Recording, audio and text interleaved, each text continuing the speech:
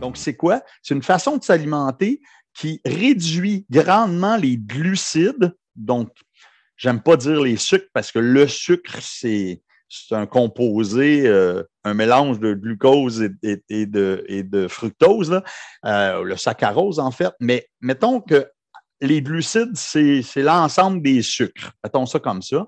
Donc, on diminue les glucides, puis on compense cette diminution-là par des lipides ou des gras. Et lorsque je fais une alimentation cétogène, le mot cétogène, ça veut dire que ces gras-là que je consomme et ceux que j'ai en réserve, puisque j'ai moins de glucides dans mon alimentation, vont être transformés ou métabolisés en cétones et donc vont créer un état de cétose nutritionnelle. Vous allez comprendre un peu plus loin ce que je veux dire par là. Donc, essentiellement, pour être cétogène, parce que tout le monde appelle ça cétogène, keto, céto, il y a plein de termes, mais ce n'est pas tout le monde qui font vraiment un cétogène. Un cétogène, il faut que vous produisiez des corps cétoniques. Puis pour produire des corps cétoniques puis être en cétose, vous devez respecter les macros que j'ai mis dans ce tableau-là. C'est-à-dire que sur le total de calories que vous consommez dans la journée, environ 70% doit être composé de gras. Seulement 5% doit être composé de glucides et 25% composé de calories, de protéines. Donc, parmi les macronutriments qu'on mange, on a des protéines, des glucides et des lipides. Bien, il faut vraiment qu'on favorise des lipides au détriment des glucides, puis on maintienne la priorité de 20-25% de protéines.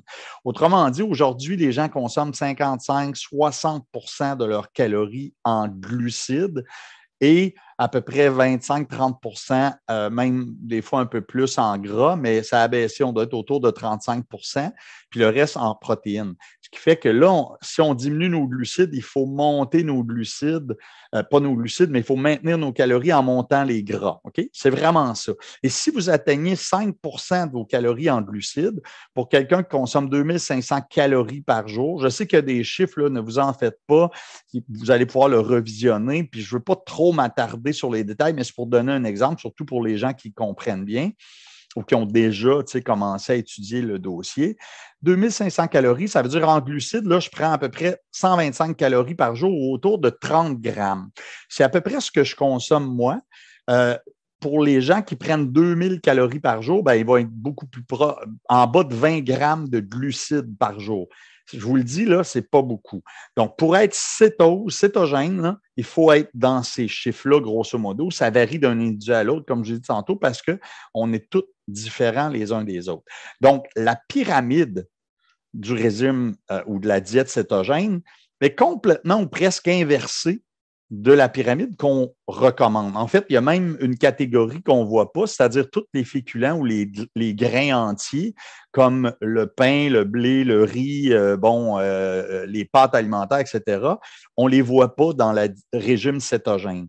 Si vous faites un régime moins cétogène, c'est-à-dire faible en glucides, mais pas à 20 grammes, bien là, on peut incorporer certains glucides à travers cette pyramide-là, mais ils ne seront certainement pas ici, comme dans le guide alimentaire ou la pyramide traditionnelle, et on va se retrouver plus en haut. Donc, grosso modo, les lipides, donc toutes les sources de gras, bien sûr, beaucoup de gras dans les produits d'origine animale. Mais on peut quand même retrouver des gras, l'avocat, les huiles végétales, les produits laitiers comme le beurre, le fromage. Il y a des gras dans la plupart des végétaux, pas en très grande quantité, mais il y en a aussi.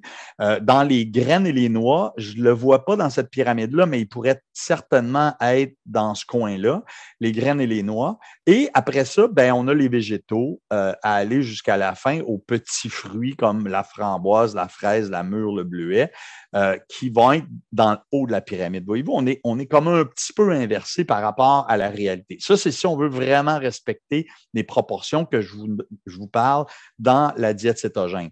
Vous pouvez être pas complètement cétogène, un petit peu entre les deux. Clairement, c'est possible. Ce que je vous dirais, on a parlé de 20 à 30 grammes de glucides par jour pour être cétogène. Je vous dirais qu'en bas de 100, c'est faible en glucides. la plupart des gens consomment de 350 à 600 grammes de glucides par jour dans leur alimentation. Hein, vous avez vu ma photo de diète standard américaine. Là. Ça, je peux vous dire qu'il y a beaucoup de glucides là-dedans.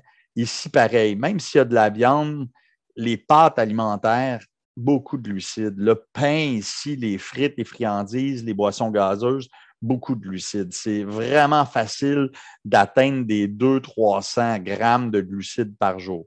Donc, l'idée, à cause de la résistance à l'insuline que je vous parlais tout à l'heure, c'est de diminuer les glucides dans l'alimentation pour diminuer l'insuline. L'insuline, c'est l'hormone qui sert à prendre le glucose, hein, le principal glucide qu'on utilise pour produire de l'énergie, pour soit le stocker ou l'utiliser, en fait, pour produire de l'énergie.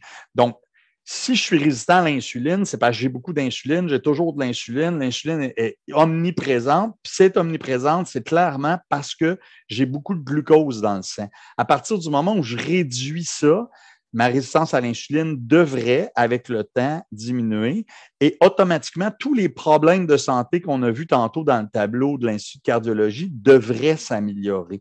Le but, c'est vraiment d'améliorer la santé dans ce cas-ci. Évidemment, en plus, c'est la façon que beaucoup de peuples s'alimentaient. J'ai mis une petite photo, elle n'est pas de très bonne qualité, mais c'est qui mangeait ça? Une pyramide comme celle que je vous ai montrée ici, produits d'origine animale, quelques végétaux cueillis, puis des petits fruits en saison, ben, c'est le chasseur-cueilleur essentiellement. Évidemment, ces gens-là consommaient des aliments qu'ils trouvaient, qu'ils chassaient, qu'ils poussaient. Il n'y avait pas de culture à cette époque-là. Ça fait uniquement 10 000 ans que l'humain, sur plusieurs millions d'années de l'humain, 300 000 ans de l'homo sapiens comme nous on est, ça fait juste 10 000 ans qu'on cultive.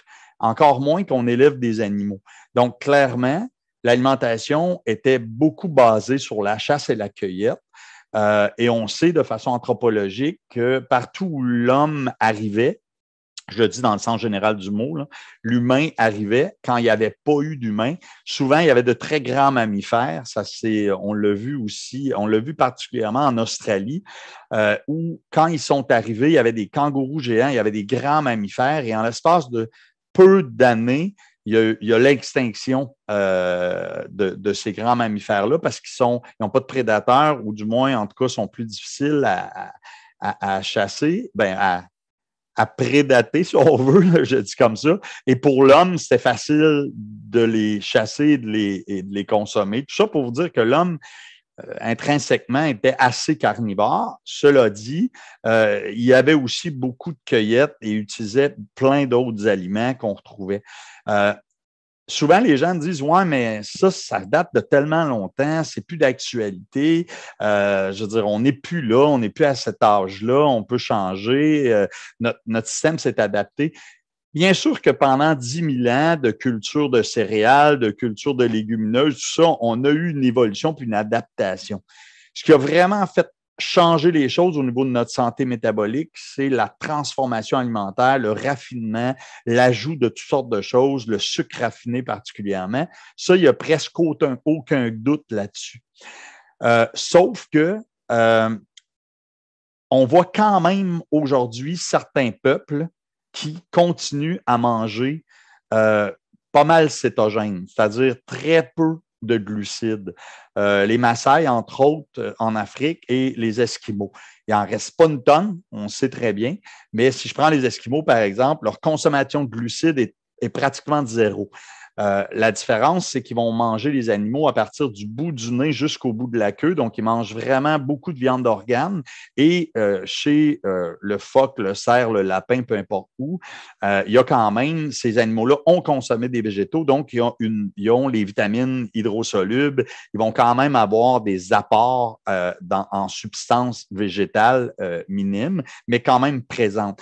Et pourtant, on a fait des études à une certaine époque, là, dans les 100, 200 dernières années, puis on n'a pas constaté de problème de santé métabolique chez les gens qui ont ce type d'alimentation-là. Est-ce que c'est parfait? Peut-être pas. Évidemment, c'est pas nécessairement par choix que cette alimentation-là existe, particulièrement chez les gens qui vivent dans le très grand nord, parce que l'accès aux végétaux est plus difficile. Quoique, à partir du moment où on a réussi à amener des farines puis des produits de consommation, disons, diète standard américaine, là, on a vu apparaître des gros problèmes métaboliques chez ces populations-là. Et d'ailleurs, ça a amené d'autres problèmes, même génétiques, très rapidement chez ces populations-là. Donc, on sait que ça a existé, là, de manger vraiment juste de la viande, par exemple, ou en tout cas juste des produits d'origine animale, presque aucun végétaux.